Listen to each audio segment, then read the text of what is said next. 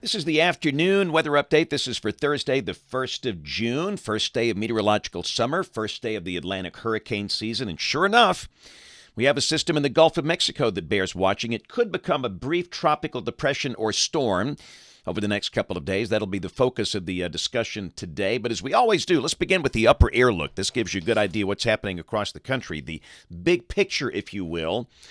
And again, there's broad troughing over the Gulf of Mexico, an upper low there, and of course there's a surface reflection as well. More about the tropical system in just a moment. The main jet stream dynamics are well to the west and north of here, which we expect in early June. Visible satellite view today, classic June sky. Got a field of cumulus clouds across the state. The sky partially sunny, and a few of those have popped into showers, but not many. Whenever we say isolated showers, that's what we mean. If you look really carefully on that map, got a few small specks, and that's about it. Showers are moving today backwards, moving from east to west around the circulation in the Gulf of Mexico. That happens a lot here in the summer, but obviously most places will stay dry. You can see an organized rain mass south of Apalachicola. That's an association with Invest 91L that we'll talk about here shortly. And as advertised, we're warming up. We've got mostly mid-80s. Around 2 o'clock, Birmingham and Tuscaloosa, 84, 85 in Montgomery, 84 in Mobile. And by the time the weekend gets here, we'll be pretty close to 90. Here's a look at the watch warning map around the nation. We've got scattered pockets where flash flood watches are in effect. There's also one down around Miami in South Florida. That's with a tropical feature. In terms of severe storms, got a couple of marginal risks well to the west. In fact, a slight risk around Lubbock, Texas through tonight. Tomorrow, an enhanced risk, level 3 out of 5 for parts of West Texas. And then on Saturday, day 3, no organized severe weather expected across the country. Here's the rain for the next 7 days, and where we are, just not much at all, including the Gulf Coast. And again, every day we'll have these little isolated showers around during the peak of the daytime heating process. But in terms of a big widespread rain, we just don't see that here for the next 7 to 10 days, despite the tropical feature in the Gulf. So speaking of that, here we go. And this kind of escalated quickly actually early this morning, the NHC guys had a 20% chance of this becoming a depression or storm. Now we have a 70% chance of this becoming a depression or storm. That's why when working with tropical information, if you're working with old information, you're working with bad information. So here's the visible satellite look at this thing today. And again, there's a clear, broad circulation there in the Gulf. And again, part of this is a loft. It's not a classic warm core tropical system at this point, but the thunderstorms are trying to get going around the center. We've got a flight in there now. Hurricane Hunter is in the area. And again, I've been trying to watch the reports coming in. I've not seen evidence of a really tight, closed circulation yet, but they're not through with that mission. We'll get the next update from NHC in about an hour or so. But this could become a brief depression or storm. The name would be Arlene if it gets a name. And what's it going to do? Well, it's not going to move north. It's going to move south. The steering currents will push it away from the central Gulf Coast, again, if anything forms down here, and then if anything survives. And what's going to happen after about 48 hours, stronger winds aloft will be over the region, shear, if you will, and that will probably tear it apart, and the system becomes less organized. But if anything is left, it could curve up towards South Florida. That's Miami, Fort Myers, not as a hurricane, not as an upper-end tropical storm, just mainly a rainmaker. And that's the primary impact, the chance of increased rain for South Florida, the peninsula, not the panhandle.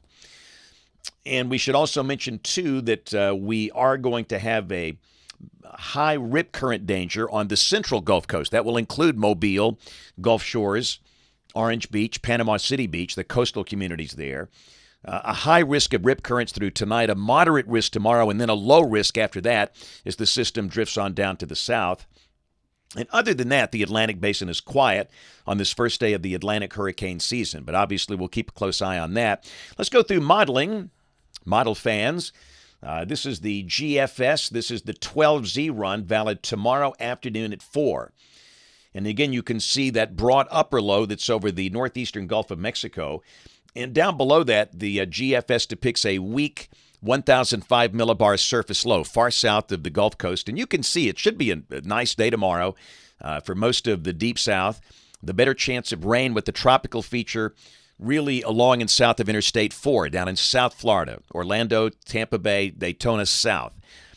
The sky partly sunny, and yes, like today, there could be a few small isolated showers, highs in the upper 80s. For the weekend, again, the chance of rain very small. Could there be a shower out there? Yes, that's Saturday, and this is Sunday. The chance of any one spot catching a shower, 10 to 20%. Otherwise, lots of sun, highs around 90. It's going to feel more like summer this weekend. And going through next week, not a lot of change. There's Monday and Tuesday and Wednesday. Partly sunny days, fair nights with isolated showers. Highs upper 80s to near 90. And a week from today, this is Thursday, June the 8th, got a pretty impressive upper low that's over New England. They're going to see temperatures well below average there. But down here, that looks awfully quiet. Let's go out 10 days. This is Sunday, June 11th. And again, heights a little below average, enough moisture for a few scattered showers. We just don't see any big high-impact event here in terms of precipitation for the next 7 to 10 days. And no, that doesn't get the clicks, the likes, and the shares, but hey, we shoot straight here. Here's a look at the rain for Birmingham coming off the GFS ensemble. This is interesting. Now, the mean, it's about 2 inches between now and the 17th of June, but there's some interesting outliers. Some of the members are showing over a foot of rain here, which, of course, is not what we're forecasting. But obviously, you've got a couple of ensemble members that are trying to develop some tropical system. And again, you look for the mean, about 2 inches between now and mid-June. Temperatures coming off the NBM, National Blend of Models. And again, this has been running a little too warm.